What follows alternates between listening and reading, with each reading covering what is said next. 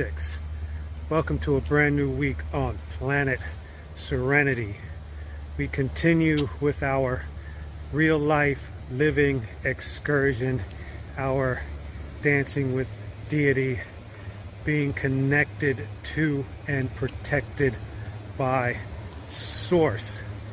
There have been a lot of changes in this Serenity year, all through it, really, and those changes continue, and they are going to be reflected most certainly in this series and the Full Metal Ox series as well. But you will get them quicker and more detailed in our Noxoma Life Camp series, because what is it about? It is about life, my friends. And speaking of life, in this episode we are going to talk about long life, also known as longevity, and we're going to have for you the AOC Watch segment that we had to postpone from the last episode because we did some stuff that was way more important than watching and wondering whether AOC is going to get the presidential nod or even win her next congressional election. So that's it. Short intro, long show. Thanks for watching. Thanks for subscribing. You know, we appreciate you guys. And let's get to it. Peace.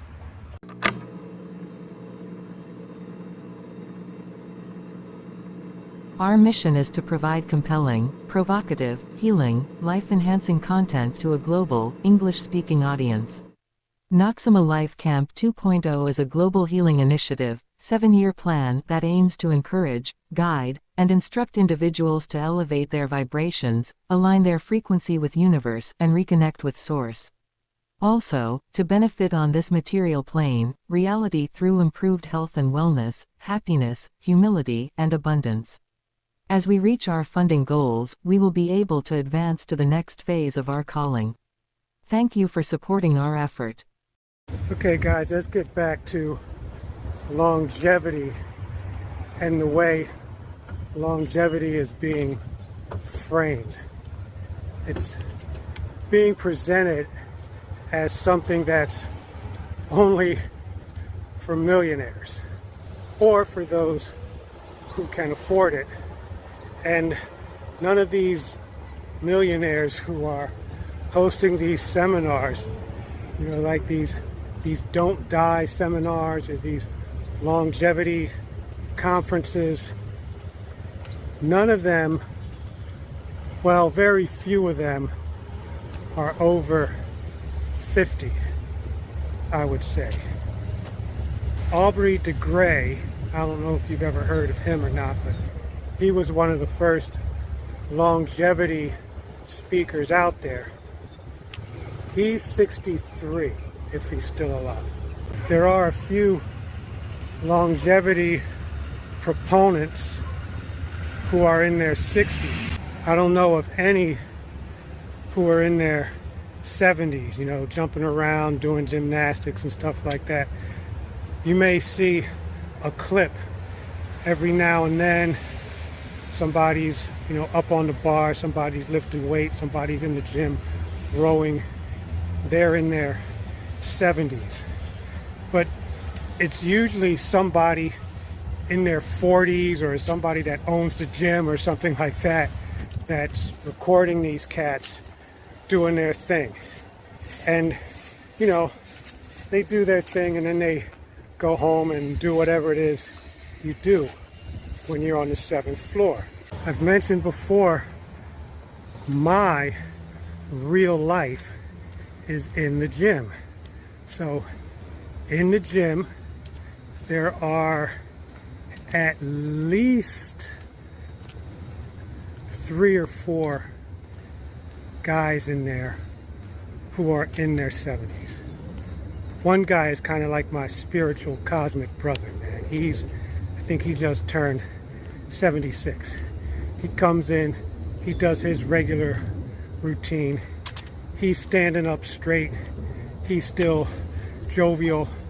And part of his strategy is the Course of Miracles and doing supplementation, not eating bad food, and coming to the gym and lifting weights. Like I say, this guy's over 6 feet, man. I literally look up to him. He may be like 6'1", 6'2". So he's got that combination going on. You know, he lived a life. He's got a girlfriend. He travels back and forth, cruises, stuff like that. You know, he's living his best life. There's another guy, 77, 78. He comes in every day. He's not as vibrant as my cosmic brother, but you know, he's consistent. He moves a little slow at times. He thinks he's getting old. I'm telling him, man, don't even say that. You come in here, you're doing your thing. Get past these, you know, the injuries, you know, that kind of stuff. He blames the injuries on getting old. I'm like, no. You can get past that injury. I mentioned before about my friend in his 80s. He passed away last year. And there's another guy who would come in pretty regularly. He just turned maybe 81, maybe 82 in March. And he's doing okay. He also travels and he comes in to the gym regularly, although I haven't seen him in a while because I'm not in as regularly as I've been going. Another bit of, well, simulated life are these analysts that I watch, elderly journalists who are still out there. You can see them on the screen. You can hear them talk. A handful of them are in their 80s. Ron Paul, he's in his 80s. He's got a daily show. Sometimes it seems like he's slipping. I haven't watched him in a while. But the point is, these are the people that you watch. None of them that I know of are selling any longevity serums or giving any longevity advice.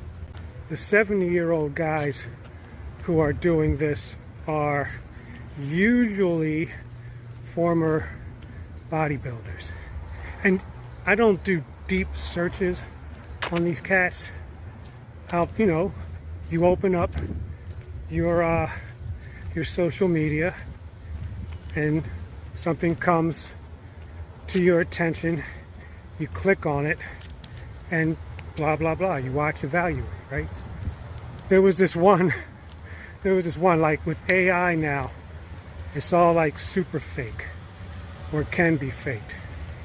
So there's this one catchy opener that says, I'm 75 years old and this is what I do, right? It's all video clips of young people working out, man. I didn't see one elder in the mix. Maybe the first or second frame, like early in the game. And why is that? Because there aren't that many septuagenarians out there rocking it like that.